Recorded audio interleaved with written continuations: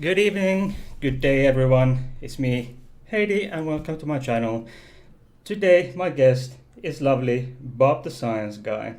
For those watching live and those watching the replay, those unfortunate individuals who do not know who you are, introduce yourself if you could, please.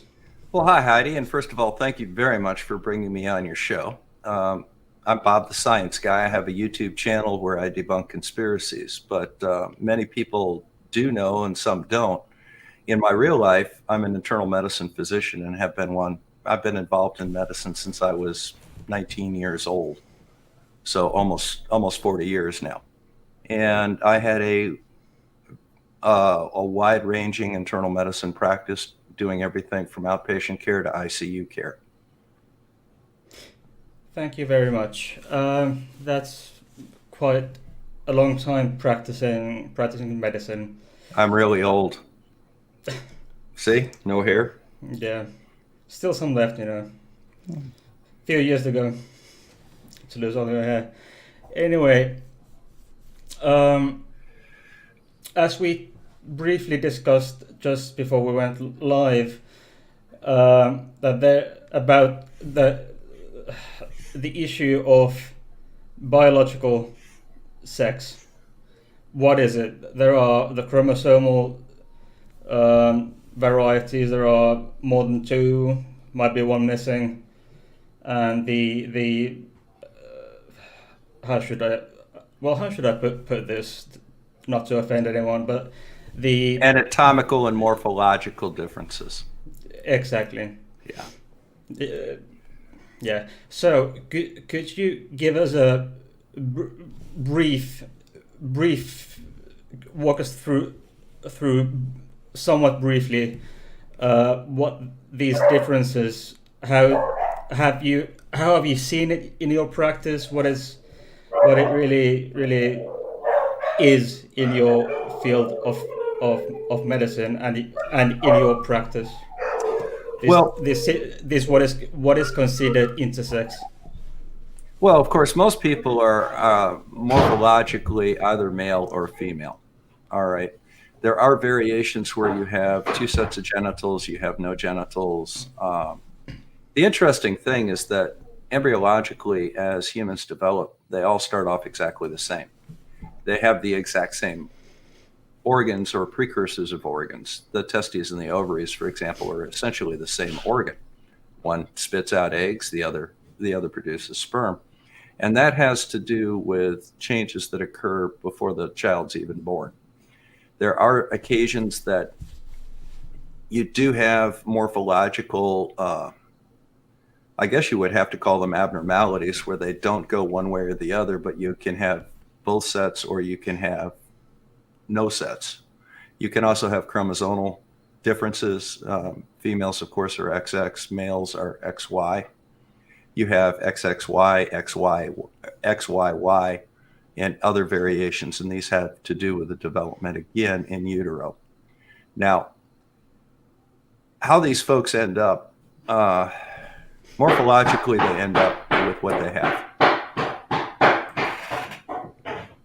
I don't know what that is. I apologize for the banging. Having fun. I apologize for the banging in the background. But morphologically, they'll generally end up as one of the two main variants, or they'll come up with something that's a little bit different. How that person feels about themselves has to do with their psychological and hormonal makeup. Now, there are people that have testes that clearly feel that they are female trapped in a male body. But likewise, you can have somebody that has female genitalia that acts and feels more male. How we react to people is generally how they present. All right. Here in the United States, I kind of look at it as, kind of like carrying a concealed weapon. I see what you look like on the outside, and unless you happen to take it out, A, I don't know what you're carrying, and B, that's something that you only share in appropriate situations. So, Right. When it comes to these, some of these intersex, what is typically considered intersex, might not come up during a person's lifetime, such as XYY. It might not come up because it might not cause a person any maybe abnormal physical height growth. to be honest with you, I have no idea what my chromosomes say. I don't know if I'm an XY or I'm XYY. It's never come up in conversation. No, right. Not really. No. Yeah. So what does the DSM-5? What does it have to say regarding this issue? Oh, to be honest with you, this variety, or is there so much to say? I've got to be honest with you. I haven't read the DSM-5. It's 1,500 pages long, and it's not part of my practice, and I haven't even looked at it in a while. Okay, so it's never anything that's been a huge part of my practice dealing with that, so it's never really come up. Mm-hmm. So, how much would these it's not all that common to have some form of intersex condition. Absolutely.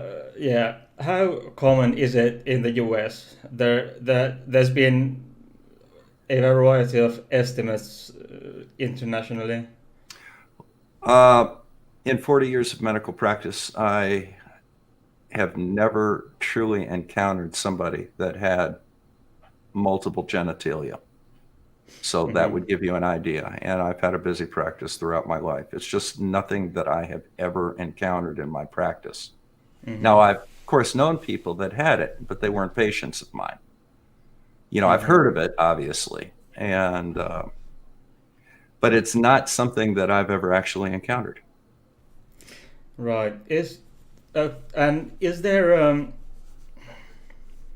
how much? So, do you use the ICD-10 for somatic diagnostic criteria, or what do you use to diagnose different somatic side? To be honest with you, most of the time that I was in medical practice dealing with medical patients, I used the ICM-4, and which is the previous one. It's simply for the codes. And the codes are very detailed. They just changed them around a little bit for the 10, or ICD-9, excuse me. They changed it. I was thinking DSM-4. ICD-9 is the code system that I used when I was doing medical billing and things like that. They changed it slightly for ICD-10. These are just statistical markers for different conditions. For example, you can have a very specific code if you have a sprain but not a fracture of your left ankle that occurred while you were aboard a spacecraft. There's an actual code for that. All right. So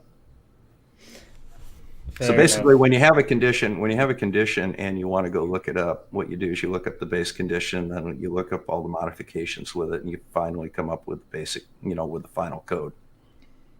Yes. So in the years gone by, there has been some forced treatments on intersex people, mostly as babies. There's a dark history. Forced treatment? Yeah, as in babies. I would consider that forced mutilation. It's not forced treatment. You're not treating an abnormal condition. All right. Well, you're not treating a pathologic condition. you're treating a variant of human beings to make them fit your Your agenda. predetermined expectations. Yeah, there have been such things on many types of people in the yesteryears. Um, does it still happen today in the U.S.? Yeah, yeah, it's Uh, happened. And the okay. unfortunate thing is when you try and adjust some of these things, you may condemn them to a lifetime of incontinence, for example. I have yet to figure out how that improved their condition. Indeed. Yeah, it's basically a diagnosis. You can diagnose the condition of being such and such, some form of intersex, but it's not pathological, is it? No, and Really, in there's the true 12 sense or of the word. there's 12 or 15 different ways you can connect your pancreas, your gallbladder, and your liver and your intestine. The cystic system has about a dozen normal variations to it. They all work. I'm not going to go into somebody and, put them down to what I consider the normal cystic duct system because they have a different one. If it's functional, more power to them. They're fine. I just need to be aware of it in case they get gallstones. Mm-hmm. And I'll find out Exactly. about it when I go look at it. Yeah. Um, so, are there are there any sort of when it comes to internal medicine, are there typically some some ways some way would these kind of things come up in a normal practice, say treating these 12 different ways of plumbing? uh, Well, no, that wouldn't come would it up. come up in internal medicine? Is That wouldn't. somehow? That wouldn't. The thing that would come up in internal medicine is say you had somebody that had gender alteration surgery as an infant. All right. There are certain problems that go along with that. If you have dwarfism, you have to pay special attention to the hips, for Hmm. example. If you have gender alteration surgery, which I'll kind of term euphemistically, you have to be aware that they're going to have issues with their urinary tract system, Hmm. and they're more prone to infection. They may need to be treated longer for an infection, and they may be on what we call prophylactic antibiotics to Hmm. keep them from getting infections. And it adds an extra twist to an already complicated process. Keeping somebody healthy um, is not an easy thing, especially when you get my age and your check engine light starts coming on. But when you add these extra factors, they're just other things that you have to look for. Right. And does such um, does it typically make your job um, more challenging Well, if you get a patient such as, for example, having a person who has some form of intersex or some genital surgery regarding gender reassignment or the surgery well, of intersex babies. I've already touched on the gender reassignment surgery. That's Hmm. a nice way of putting it. There are certain things that you need to look out for. The other thing is that when you're dealing with somebody that's had a gender reassigned surgery or something that's of this magnitude in their life, that's the time you just sit down, spend 15 minutes with them, and say, look, here are some of my concerns with this. I've got to watch out for your urinary tract, etc. What are your concerns? Um, what brings you to my office today, and how can I best serve you and give you good advice on your health? Are there any questions that you have? If I don't know the answers, I will go research them. Um, Hmm. you know, in general, in medicine, you always have to make sure that whoever you're seeing at the time is your only patient, Hmm. and they need to know that you're their only patient. Uh, that can be a little bit more challenging when you have somebody that has been perhaps having bad experiences with physicians. There are trust issues. How can a doctor did this to me. Why should I trust another one? You have Exactly. to really work a lot to earn the patient's trust, because they're entrusting the most important thing that they have to your care, and that's their health. The biggest challenge that I would say would be gaining that trust. Yeah, I I kind of get that. I know what you're talking about. Yeah. So this might be a bit towards endocrinology, but it when it comes to your field, does the endocrinology side affect uh, how you treat a variety of ailments when it comes to intersex people who might have a different whose hormone levels might be different from a typical cis person or a transgender person who is on either testosterone or estrogen.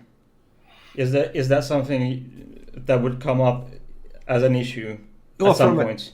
from an internal medicine standpoint, somebody that's receiving external hormones, exogenous hormones, they're taking it in the form of a pill.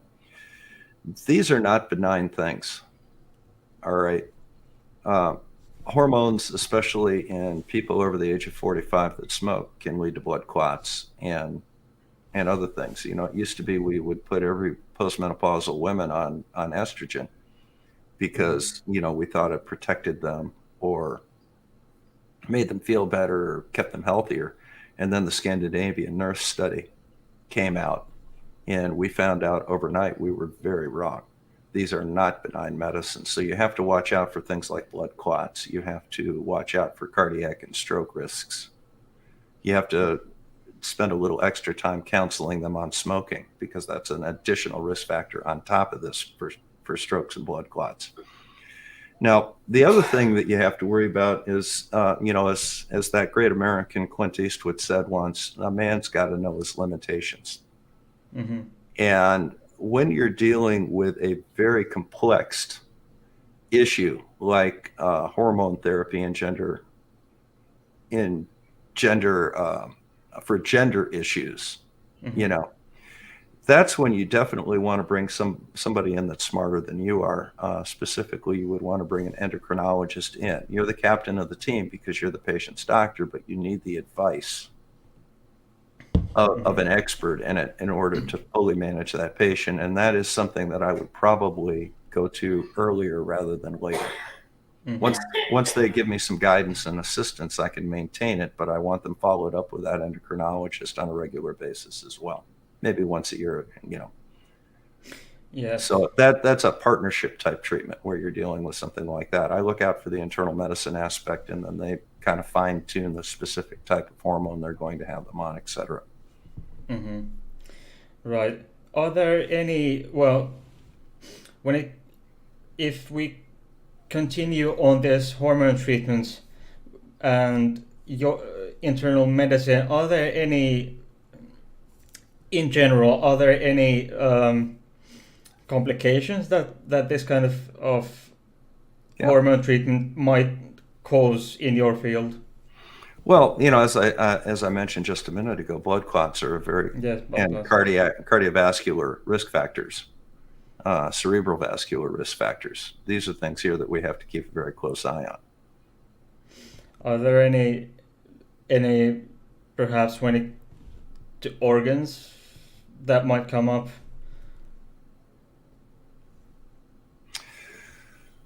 In somebody that is leaning towards the biological female aspect, you would be a little bit careful with some of the hormones in the event they had breast cancer. Those are things that you would look for there.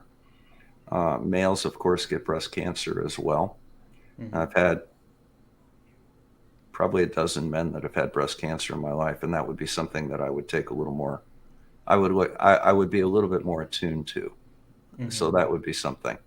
As far as the changes to the genitals, for example, if you can have changes to the genitals based on hormonal therapy. The external genitalia especially. I don't know. I think that I can't think of a better way to answer your question. Is there something more specific that you wanted to ask me about? No, well, no, not really with this regard. Um, I'm a nurse myself, and I really don't know what it's been in say 20, 30 years ago in health when it comes to healthcare professionals Mm-hmm. in this regard. But my take on this is, at least among the nurses nowadays, even the older nurses who have been doing this for 30, 40 years, are now okay with this. As I understand it, this hasn't always been the case. Even with these older nurses, perhaps of your age or your age group. Um, so there has been a change among nurses, but have you seen the change among internists or your colleagues from other disciplines in terms of attitudes and willingness to treat these patients who are whose gender is diverse? You know, there's a matter of being a professional. Mm-hmm. All right. If he had survived the war, Hitler deserved an attorney at Nuremberg. Mm. All right. The person that just shot a police officer or ran over a child when they're drunk but have injuries still deserves to be treated.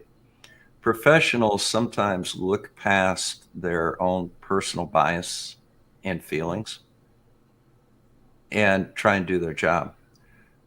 That's the way it should be. I mean, that truly is the way it should be. However, doctors and nurses are human beings, and they have their prejudice, they have their dispositions when it comes to dealing with people and lives, that they encounter in their lives. And some of them don't do well. And that's a shame on them moment. I dealt with people. I just realized that I did deal with somebody with a transgender once, and that was when I was a resident at the University of Louisville.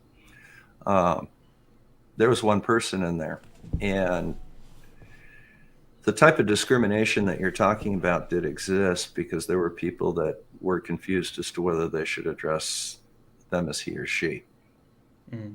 And that was a bit of a controversy at that time. I've not heard it since. All right. I can imagine it being a controversy. Yeah. We do see it, of course, in the news right now. There is so much prejudice. Certain groups are playing on the prejudice. There was a big thing recently about they had some laws that you use the bathroom that you gender identified with. Quite frankly, if you're in the next stall, I really don't care what equipment you have. I'm not really there to evaluate that or judge you on it.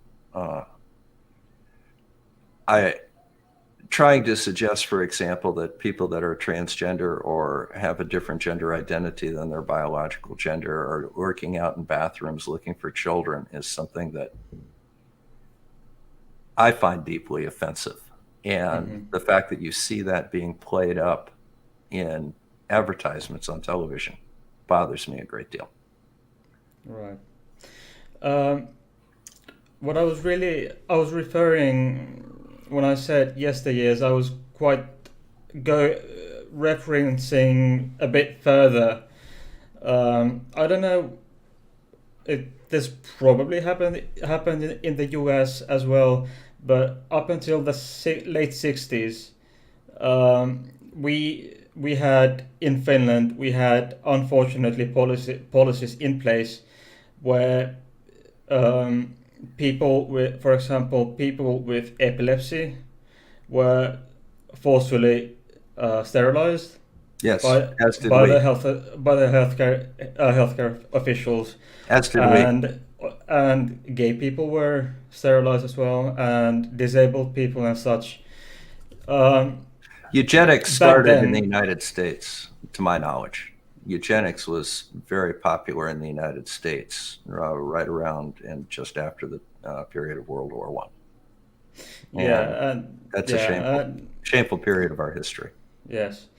Um, amongst many. then, yeah, yeah. After World War One, and as well as up until 60s, 70s, when this forceful sterilization of people with epilepsy, those were doctors, those were Yes, nurses yes, who thought it was okay to do yes, such things, yes. and It's a shameful period in our history. I'm it's a part of a shame. shameful period of our history where people were given narcotics. When I was a resident, the rule was you gave people narcotics until they didn't have any more pain. And if you had a patient that reported pain, it meant that you weren't adequately medicating them. And you know where that went. Yep. To my credit, I called BS as a resident. And by the time I was a third year, I actually could control that to some extent. But but yeah, that was the thought at the time. We were wrong. We thought that giving women hormones when they were postmenopausal was right in almost all circumstances. We were wrong. We were indeed, but luckily things do change Yes. in this regard in healthcare. You've Yes. seen it more. You've seen it more than I have, way much more. But I hope that in some decades I'll see. I would have seen some as much You change for will. the better. You will. We learn every day. Yeah, indeed. Do you?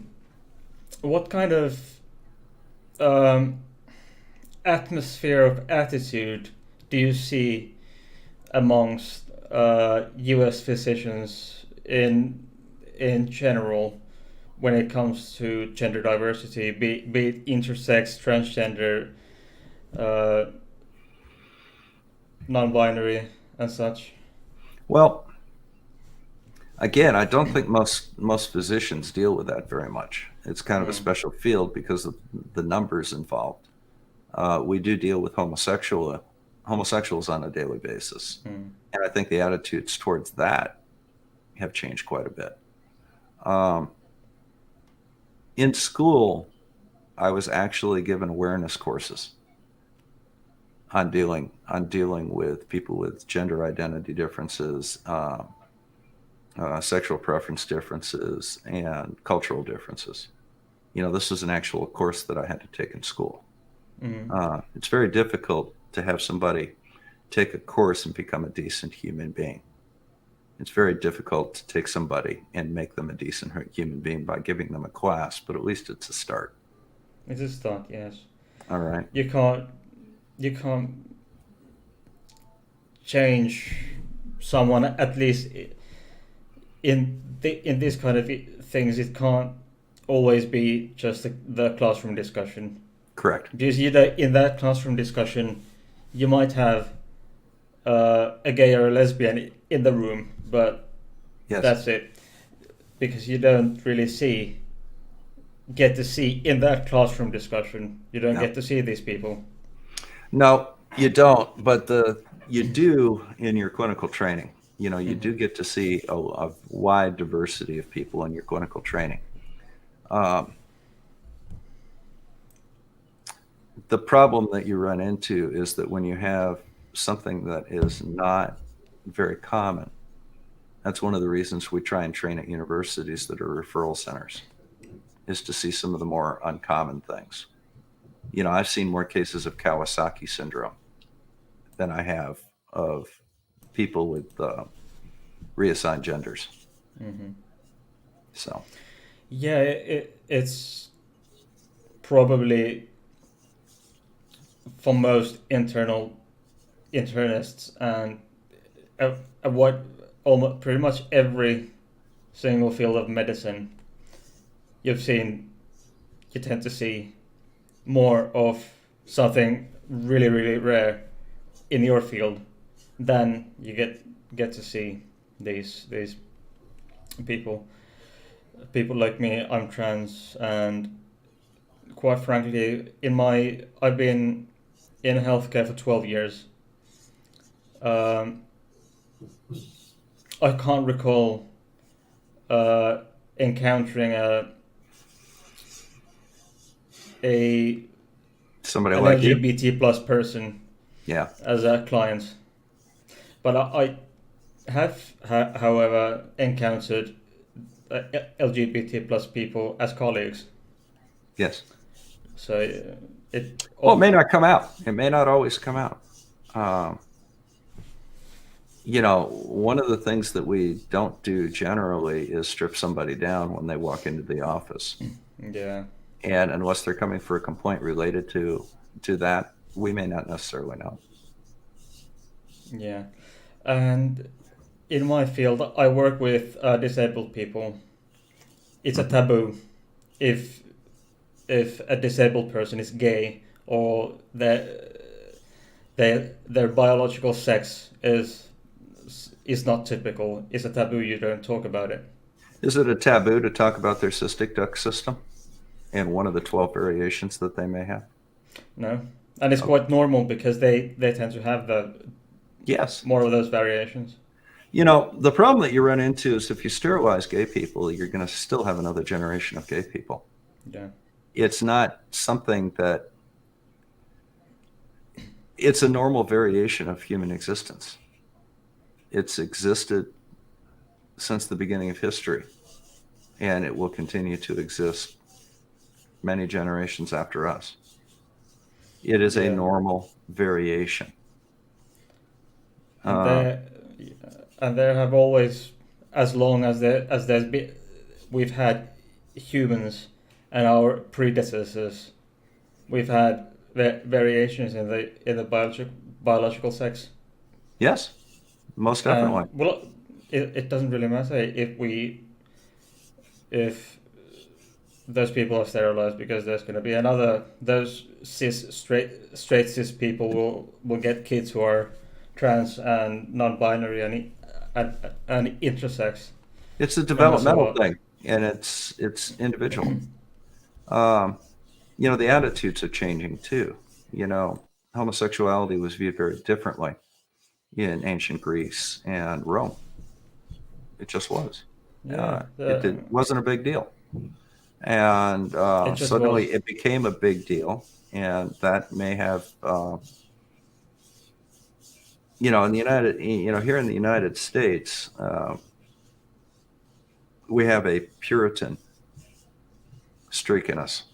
All right, because of when we were founded by people that you know um, were Puritans.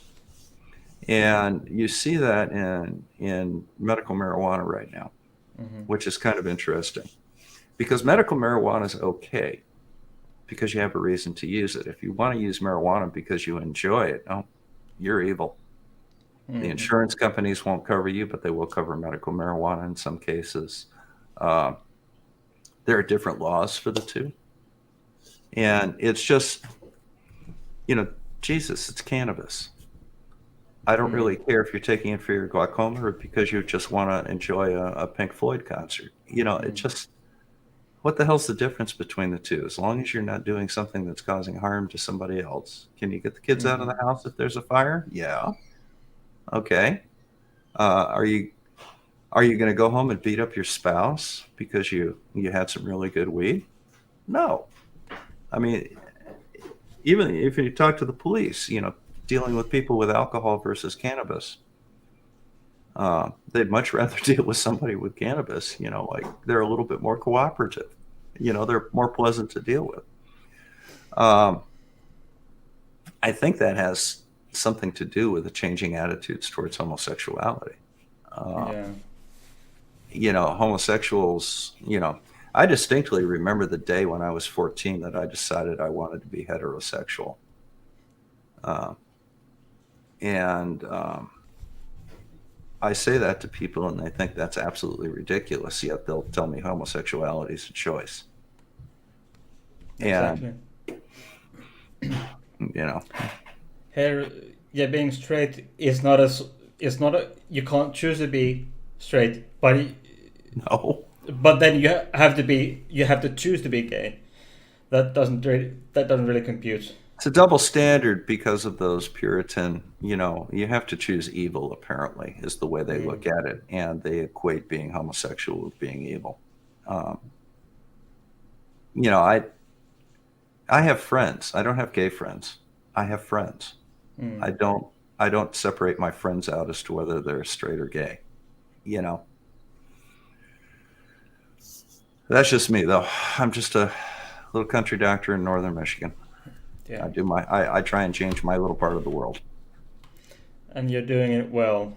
Have you, if we still stay in these attitudes towards LGBT plus in medicine, have you, in your years of practice, heard some derogatory language from your fellow doctors or nurses or some other healthcare stuff Yes.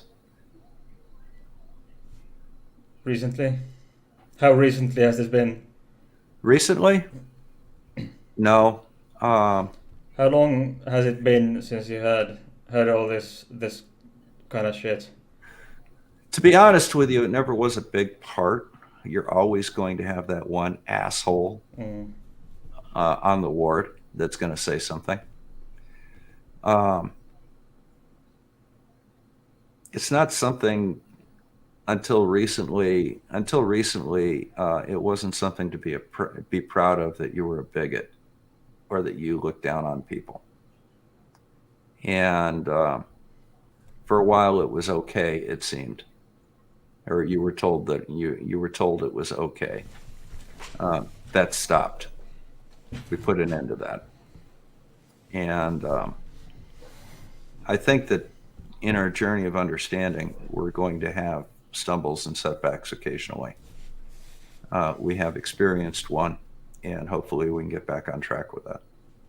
So, how is it that someone as especially educated in medicine, someone who's educated in medicine many years in medical school and practice since, would still go about being a transphobe or a homophobe? why is How do a you reconcile professional this? why is a professional engineer making videos in support of the flat earth and in denial of gravity? We have people out there that have strange beliefs. We have people out there that have a personality that's intolerant. We have people out there that are just, highly educated but horrendous individuals. The key to it is don't let them get into positions of authority. I would not refer a patient to somebody that made a remark to me like that. If I have two equally qualified cardiologists and one's a jerk and one has decent bedside manner, I'm going to send my patients to the one with the decent bedside manner because that's the one I would go to. Yeah, it's weird. I'd like to say they'd cull themselves out, but they keep finding spouses and raising their kids that way because, being an asshole is not related to being male, female, or anything else. I'm sure there are transgender assholes out there too. Oh yes, there are. Unfortunately. But I don't think they're the majority. Do you? Do you think the majority of people really treat other human beings that way? No, my experience is that among nurses, the jerks are a minority. Yes.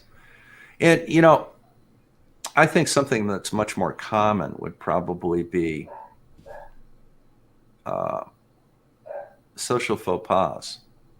All right. Mm-hmm. To give you an example of what I'm talking about with that is the discussion that we had about whether we were going to call the patient he or she Mm-hmm. back in residency. Why did we have that discussion? They expressed how they wanted to be addressed. Mm. Why is it up to us to debate that? That was insensitivity on my part. Mm. And I think that insensitivity is much more common than mocking or being hostile to somebody. And I think that it would be a lot better if we were all just a little bit more attuned to those around us. Yeah, and being it's possible to be intentionally unsensitive. Yeah, that goes into the asshole spectrum. All Yeah. right. When you're intentionally insensitive, that's different. When you make a mistake, you should only make mistakes once. Mm-hmm. When I was growing up, one of the things that I was taught to be was a gentleman. And probably one of the best definitions of a gentleman or having class is that you make those around you comfortable and you can relate to them. Um, I think that if you don't have that ability, that's a deficit in your character. Indeed, indeed, and there are, unfortunately, when I was studying to become a nurse, we had a few, at least one that I'm sure of was actually a devout Christian and a horrible homophobe, and she graduated eventually. You see that. Yeah. You see that, and it's funny that you should mention Christianity with that. Um, my Christian upbringing was built around treating other people like you'd want to be treated yourself, being a good, decent human being. All right. That was my idea of Christianity. It's also my idea of being a good Muslim or a good Jew. All right. It's just the basic tenets of most religions are treat other people decently. All right. I think that sometimes people use religion as an excuse or justification to express their hate or their own insecurity or their own discomfort. They try and find something in there. Leviticus 18:6, I think, is the one that they constantly comment on, isn't it? Mm. You ever hear that one? Yeah, I've heard that one. Yes. All right. I really don't think that. I don't think people need the Bible to justify bad behavior. I think No. they find it convenient to find something in the Bible that it means it's somehow okay if they can find something in the Bible that, in their opinion, gives them leave to be an asshole or treat other people poorly. Yeah. This reminds me. I've actually encountered a, a doctor, a GP, who actually had in his office, on his office walls, he had several crucifixes and a picture, and somewhat large picture of Pope Benedict XVI. Good for him. Yeah. Would you think how horribly offensive is that in your opinion? I don't think it's horribly offensive. I think that he's making it very clear that there's a certain type of patient that he wants. Mm-hmm. All right. Uh, you know, I don't disagree. I don't disagree with people having religious views. All right. Mm. Doesn't matter whether I have them or not. But I don't disagree with people having religious views as long as they keep things in their wheelhouse. Don't confuse religion with science. All right. Something, Don't don't impose your religion on somebody else unless they ask you about it. Um, something the Bible is scientifically accurate. some people think the world is flat. I mean, what's your point? Yeah, you know, I mean, people have strange beliefs. yeah. And one of the things that I learned in medicine early on is people are going to make stupid decisions and do stupid things. People are going to be told better. They're still going to do them. All right. That doesn't mean you don't treat their heart attack. All right. You know, the closest I ever came to that was a guy that I admitted to the hospital with pancreatitis, and his family brought him Kentucky Fried Chicken, and I literally lost my shit over that. But not at the family, at the fact the nurses let him have it, knowing that he had pancreatitis. And as a nurse, you know what happens when you have pancreatitis and you have a high fat meal. Oh Uh, yes, oh yes. Unfortunately, I it mean, doesn't look good. where's your freaking brain? Um, They but that's probably about, didn't know any better. I'm thinking a nurse did. Uh-huh. I'm thinking they just didn't think about it. Mm. It just didn't, they didn't make the secondary connection that I felt that they should have. But in any event, um, if you're going to have religious icons in your office, all right,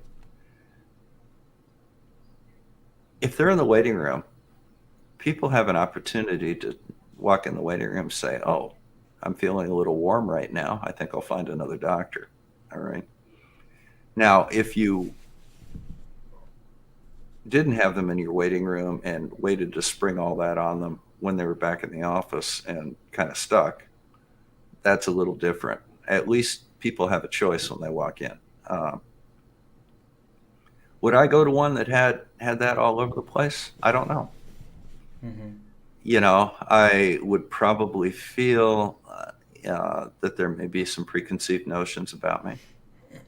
Yeah, the I don't know if I'd really talk to them about my alcohol consumption or whether or not yeah. I'm cheating on my spouse or anything like that, because I know that I would feel like I would be judged. It's not when you go into your doctor, I really need to know about your meth habit because Hmm. it affects how I treat your blood pressure. You need to have that connection, and I think that would put some people off. Um, I don't think it's a good move. I don't think that it's necessarily designed to hurt people, though.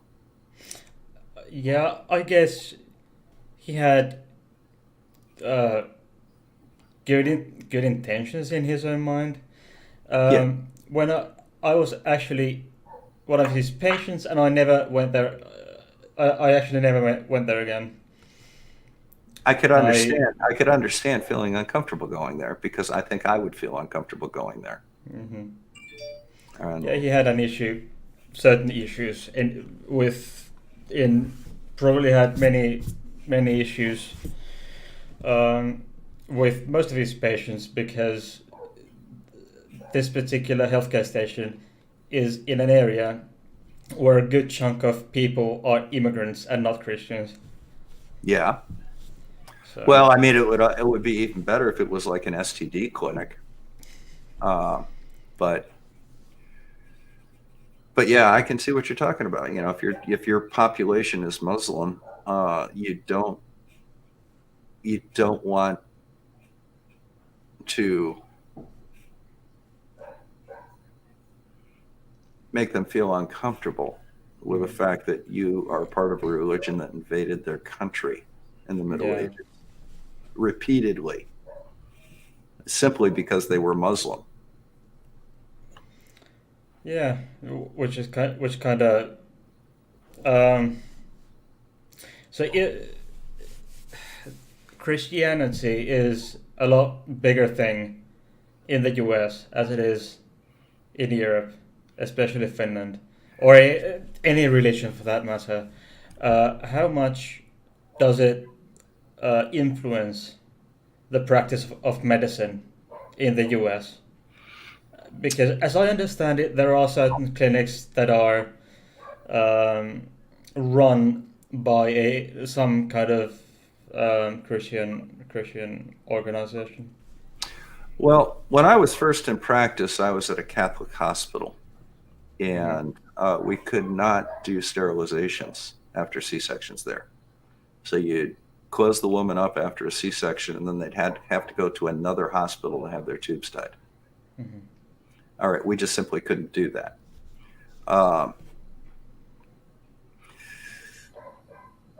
There are organizations, for example, that are involved in the abortion issue. All right. There are abortion clinics, and then there are counter clinics that promote themselves as a pregnancy choice center, where they go in and basically tell you about everything except abortion. All right. We do see issues in our school system and in our laws, especially in rural areas. Down south, it was really bad. Up here, it's bad enough. I ran for office once, and somebody once asked me what my opinion on abortion was, and I said, I've never ordered one, I've never participated in one, and quite frankly, I've never had one myself. But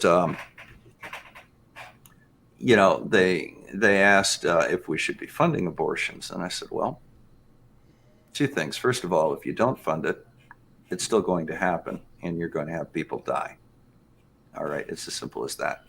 But I agree with you. I don't like the idea. I think every abortion's a failure. So I'm glad to hear that you feel the same way. Now join me in providing free birth control and meaningful sex education for children in high school and in middle school, daycare to help new moms get back into the workforce, job training, and WIC, which is to support nutritional needs. Oh no, I don't want all. That's all personal choice. That's personal responsibility. Well, here's your chance to reduce abortions. Why don't you stop the pregnancies from happening in the first place by giving meaningful sex ed and birth control? Oh no, can't do that. My Bible. Yeah. So that's hypocrisy.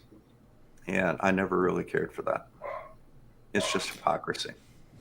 And me neither, quite frankly. And treating somebody differently because they're transgender or gay, they still get appendicitis. Just deal with it. That's your job. That is literally your job. What you devoted your life to was caring for other people. You're not a judge of those other people. You're there to give them good advice on something that they value. And the value of your advice is directly related to the amount of trust they have in you. And anything that you can do to improve that trust or avoid harming it, like, making your waiting room a Christian shrine, with Jesus appearing every day at 12:30. That's not designed to build trust and comfort. That's designed to project your opinions on somebody else. So, yeah, you're absolutely correct. Each and every one of us, cis, straight, whatever, we still get pancreatitis, cancer, asthma, heart attack, blood here's clots. the KFC. Yeah, Wow. exactly. Yeah.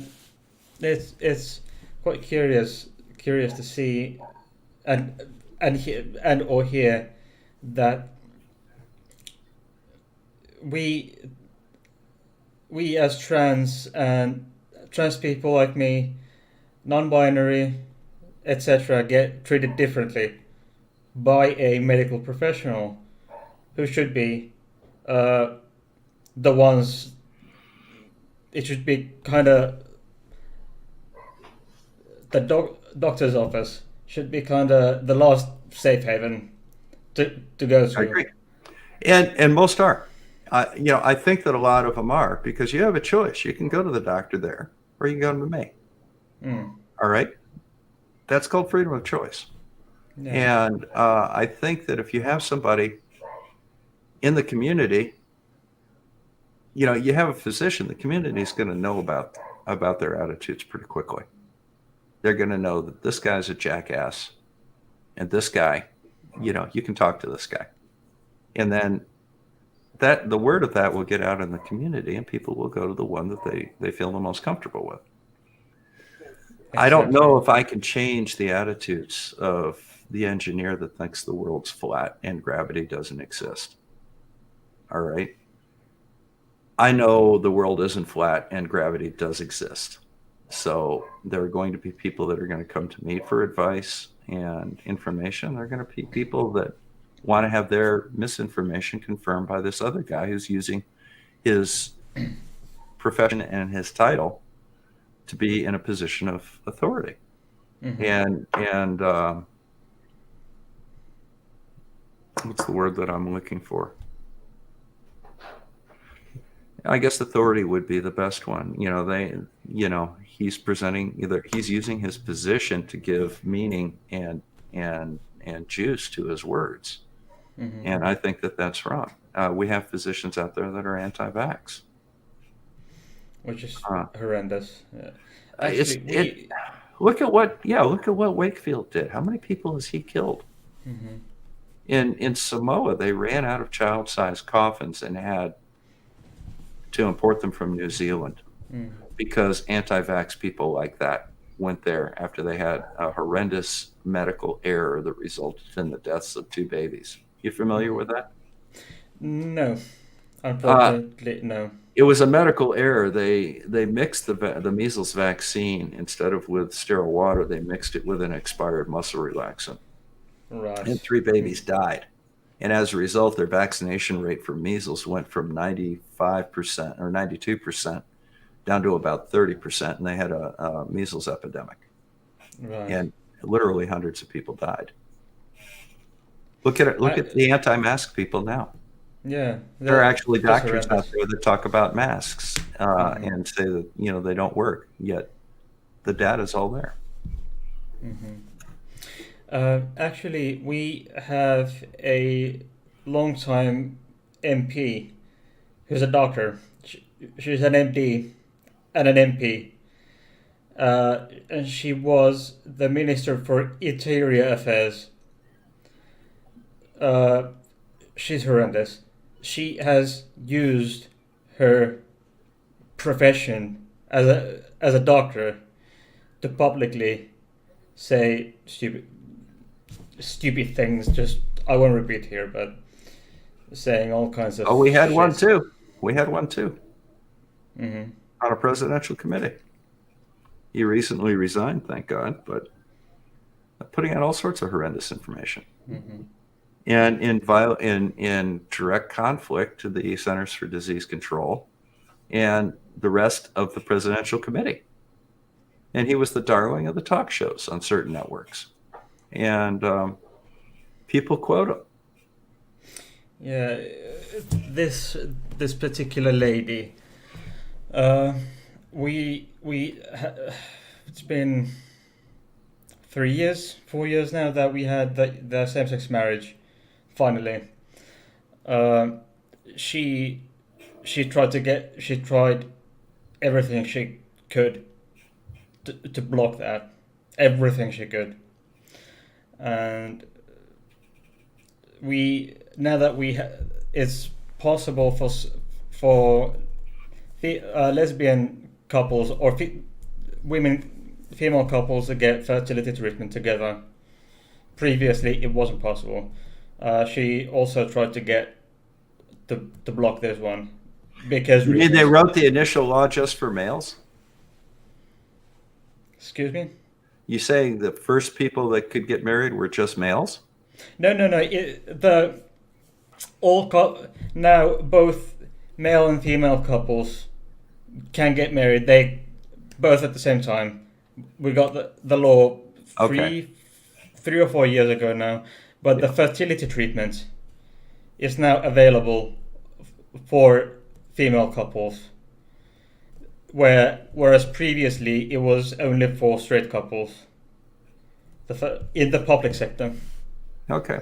Because we have our system is very similar to the British NHS. Yes. So basically, it's free or at a very low cost. Yep.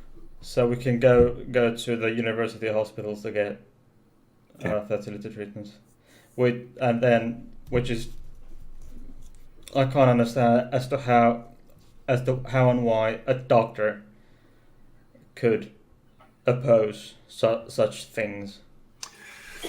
Going back, how can an engineer deny gravity or the shape of the earth?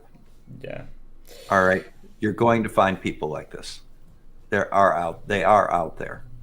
The idea is you never put them in a position where they're designing your building. Mm-hmm. Okay. And in a position that actually people hear what they say and actually believe. Yes. If you put them high enough in a position of authority, people will listen, and people will get hurt, which is unfortunate. Well, the question is why is that person still the Minister of Health or whatever he is or she is? She was the Minister of Interior Affairs, but And why? that was years ago. Okay. That was the Parliament before the last. Well, somebody had to appoint them, and Yeah. and I would assume that if you're appointing somebody, you know their feelings on. I mean, that's why you appoint them. You don't just pick a number out of. Her party was in the government. We have coalition governments. Mm-hmm. So her party, called Christian Democrats, they're a very small party, very small, but somehow they got to the government, and they had the key vote. Appointed. They had the key votes. They put you over, and they put the ruling coalition over the majority. So that's the dirtiness of politics. Yes. Anyway, it's horrible that other healthcare professionals are such homophobes and don't want appropriate treatment for those who are Please don't consider on the gender diversity spectrum. Please don't consider them the majority, though. The majority of them are like me. Yes, I know. And they're like you. And and like my brother. My brother is an MP as well. We're decent human beings. And, we went into this profession. The majority of us didn't go into it for the money. The majority of us go into it because we want to devote our lives to improving the lives of others. We volunteer for organizations. I volunteer for an organization completely unrelated to medicine that's in service to my community. You have your work here with this show. We're people that want to improve the lives of others, or at least give them the opportunity to have a different outcome to what they're doing now. So I mean, I don't work as a nurse for money. The pay is shit. I mean, I get by, but it's still shit. But I just want to make a difference, make it worthwhile for someone. Yep. And to maybe inspire someone to become a nurse and make it worthwhile, so that those people would, if they happen to encounter trans, intersex, non-binary people, they would actually treat them like human beings. Okay. Because sometimes nurses and doctors come up who treat us like shit, and then those are people that need to reassess their life choices, not you. They are no business. They have no business telling you to reassess your life choices. They need to reassess theirs because they are in a position of authority and need I mean, they're a critical skill. We need doctors Exactly. and physicians. We need the services of them. Mhm. I can go without indoor plumbing, but I can't go without, a haircut and a doctor and a nurse. Yeah. But with that position comes some responsibility, and that responsibility is to be open. We have made mistakes in the past. We're obligated to learn from them. The Tuskegee syphilis study is a good example of a Mhm. horrendous medical decision. Lobotomizing people, um, for mental illness is another one. These are things that, Christ, we used to take out women's ovaries because they had opinions Yeah, and exactly. express them. How dare they? And that was doctors that did that. Mm. And And nurses that work with them and doing nurses that. that assisted them, you betcha. Mm. And we sterilize people without knowing the cause of what's going on with them. You know, Mental illness for the most part is not a hereditary issue. All right. Nope. Syphilis isn't a hereditary issue. You don't sterilize somebody because they have syphilis or they're Yeah, mentally exactly. ill or schizophrenic, you know, or gay. You just don't do it. But there was a time that was okay. And in medicine, we evolve. Yes. At this point, please, dear viewers, ask questions in the side chat, and I'll take them up on the screen, and we'll discuss them with Bob. Is anybody Uh, actually watching this? yes. I'm just kidding with you. I don't know. I don't have any feedback on any of that. Yeah. We've had four at the moment watching, and we've had 5 or 6 tops. Anyway, I truly hope that we'll get more watching replay. Okay. So I hope I'll get more views as the replay then. Not a Anyway, problem. yeah. Anyway, I think yeah, as a nurse, it kind of it we yes, we can learn from the mistakes of our past, and it's horrendous that to think that people of my profession would do things like be involved with lobotomy and forced sterilization due to someone being gay or non-binary at, or wouldn't express gender as would have been deemed appropriate at the time. And The then mistake is they view it as not being normal mm, and fail to realize that it is a normal variation. You know, although even now these uh, Christian doctors who do not they cannot they just cannot not know that it's they normal, know. that it yeah They they know. know, but they still ask behave as dipshits, quite frankly. Well, how many of them do you think it actually causes concern amongst their own feelings, and they feel guilty about that? Don't know. That's another question that needs to be in the back of your mind.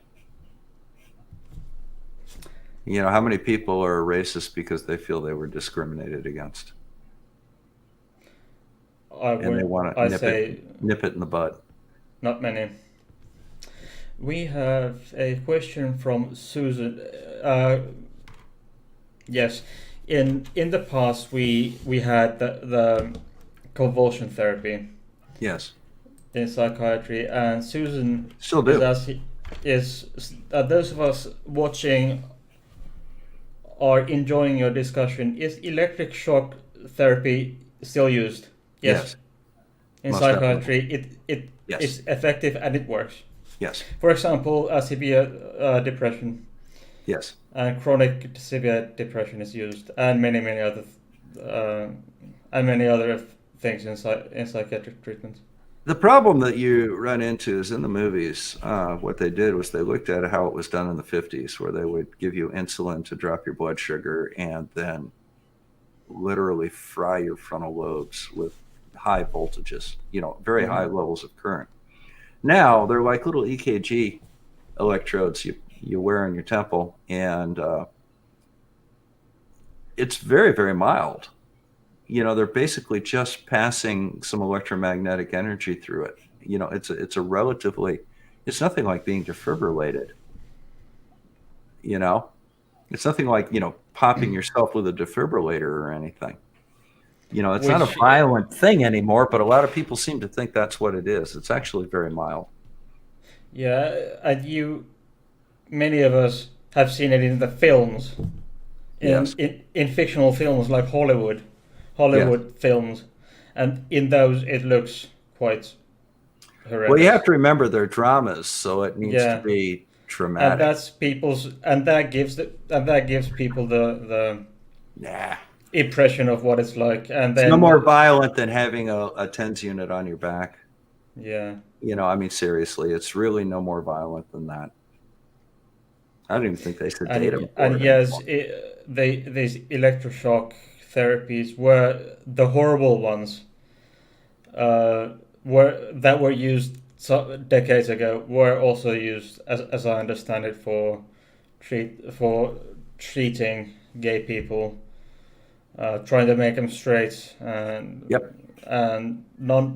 try to make trans people not cis and stuff. Well, I always ask, what would it take for me to be gay? Do you think you could make me gay? Mm-mm. And the answer is no. I don't think you could do that. I mean, it's just I can't make you gay. You can't make me gay. No. And by the same token, I can't make somebody that's gay straight. Exactly. And they fail to realize that it's the exact same thing. Yeah, exactly. So that's another little thing, when they even bring that up. So what exactly would it take you to be gay? How would I do that? And, and then all of a sudden it's like you swat a puppy across the nose with a newspaper for peeing on the rug. You don't really hurt them, but you really set them back. And exactly. And, sometimes they have enough self-awareness to realize the absurdity of the nonsense they just said. Not always, but sometimes. And very rarely, however. Yeah, you go for that sometimes. And Susan, with regards to her question, oh, that's not so bad. Yes, my visual is in Hollywood. Exactly. Yeah, it's from Hollywood. The horrible thing. Sometimes they are right. Yeah, people do jump when you defibrillate them, like they do in the movies. Not as much as you do if your wrist is touching them, but yeah, that kind of blows you back up against the wall of the ambulance. Ask me how I know that, but things are not Hollywood. But even that can't make you gay. Well, no, didn't happen. Didn't make me gay. Yep, and wouldn't make me cis or straight either. Yeah. Even no matter how many times I tried. Yeah. Even if there was a medical professional doing it, still wouldn't happen. It doesn't really. From Susan, oh, that's not so bad. Hang on, sorry, not that one. It's yes. Okay, I'll bite. LOL. How did that happen? How did it happen? It didn't happen to me. It happened to my partner. Uh-huh. We were transporting. You see, before I was a doctor, I was a paramedic, and Lansing, Michigan. And we were transporting a code back to the hospital, and my partner was defibrillating the patient in the back. And as he went to fire it off, her breast came down and hit him in the wrist, and it blew him against the back, the back wall of the ambulance. He got real stupid real quick there for a minute. Actually, I had to call another ambulance because I had to go back and take care of the patient and make sure that he still had a rhythm. But yeah, it hurts. It hurts a lot. It's like being hit in the back of the head with a rubber mallet. It makes you real stupid real quick. I had a doctor once that actually, going back to your earlier thing, said, "Hey, look, electroshock therapy." He didn't realize that the paddles had been charged, and he hit the buttons, and it fired 300 joules across his eyeglasses, and he looked like he looked like a raccoon for a while. Bob, we have a very loud bee, hang on. You have a... Yeah, we do. Hang on just a second. That's my telescope. My bad. Okay. Yes, sorry, dear viewers. We have an emergency. Oh, not really. But we'll wait for our dear friend Bob. Okay, well, just a moment.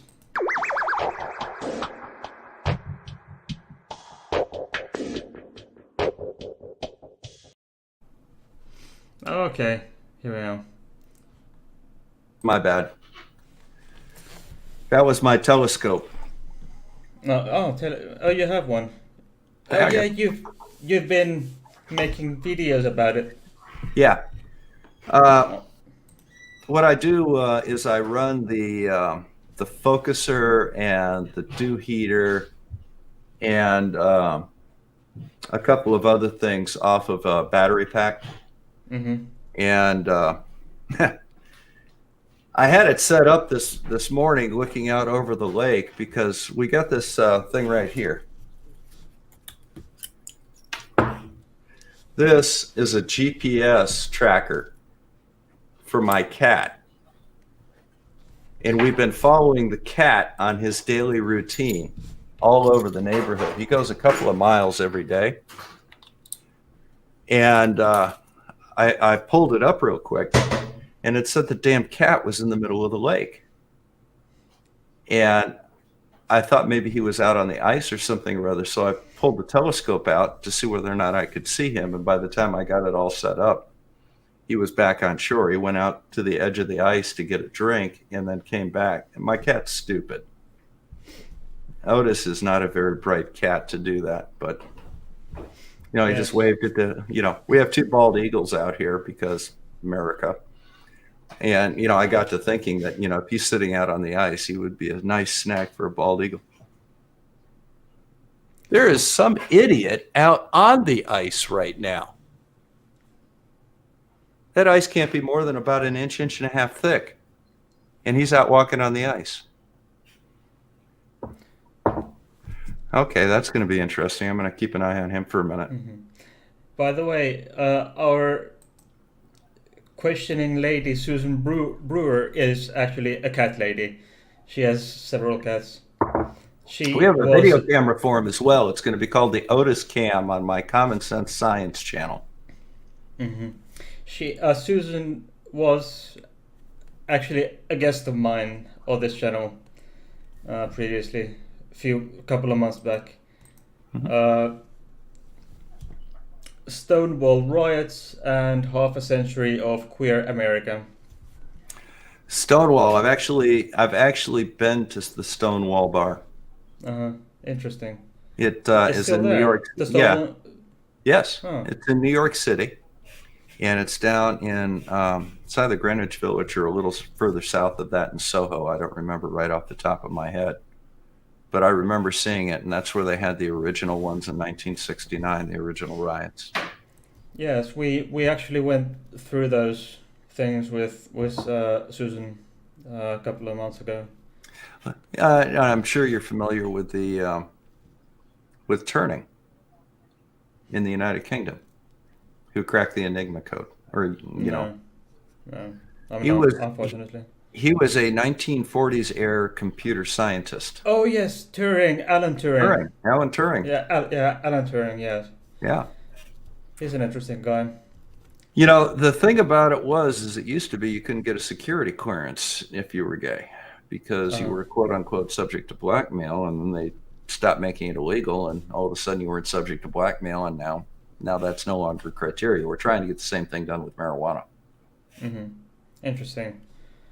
And they all kinds of stuff are being made just to make the lives of queer people a bit more difficult. Yep, and But that's unfortunate. fortunately, things are changing. Yes. Uh, I think we could be wrapping up the stream in maybe 10 minutes or so, and then so if you have any more questions for myself or Bob, preferably Bob, because now that I have I have Bob here now, so if you have questions Well, I'll regarding come back if this is a very pleasant show. If you'd like me to come back sometime, I'm open to it. It started at 2 o'clock in the afternoon for me, so the timing is wonderful. yes, well I can get you have you come on and we'll figure out another subject. More than happy And to.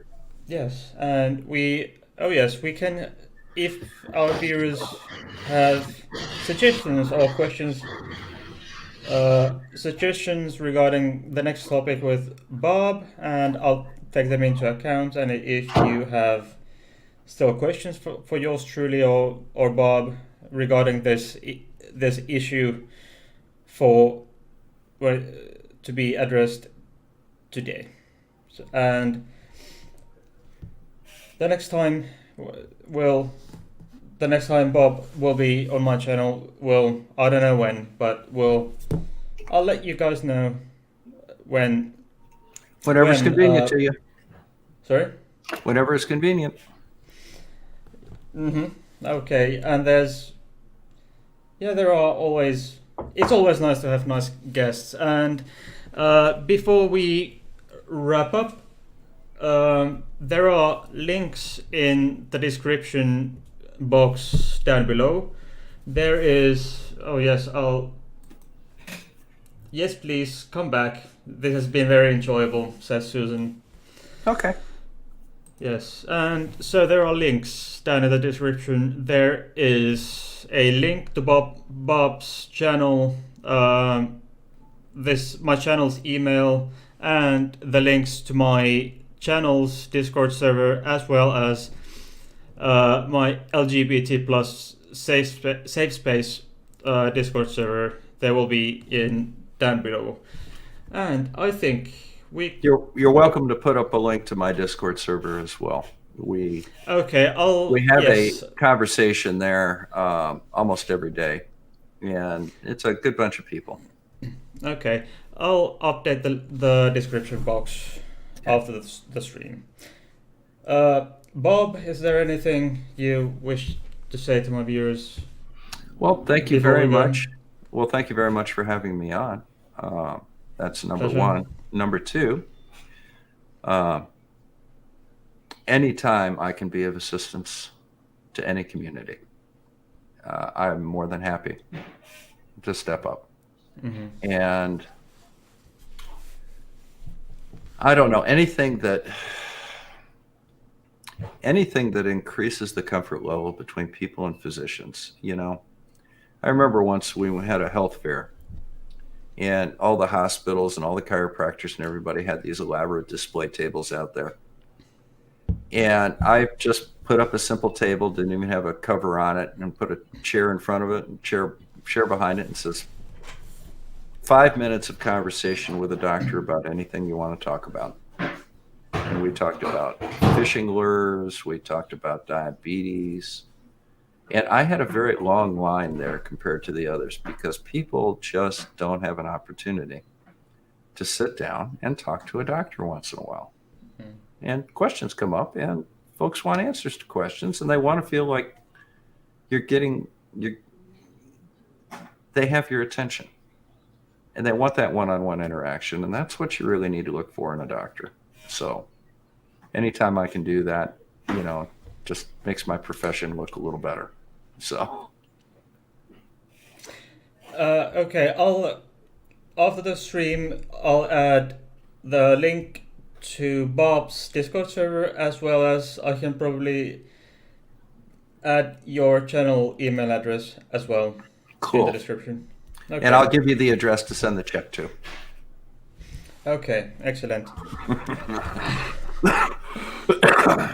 Yeah. Okay, I think we're ready. And we're ready to go. All right. So. Yeah, and then there's Susan say one more comment. There is from Susan. No more comments from Susan. I've had enough of Susan. Okay, enough. Okay. No, go ahead and shoot. I vote for more fellows of this sort. Well, thank you. And please like and subscribe. Bye. Well, if you get a chance, just swing by and help me out with my telescope. I've got the telescope fund going.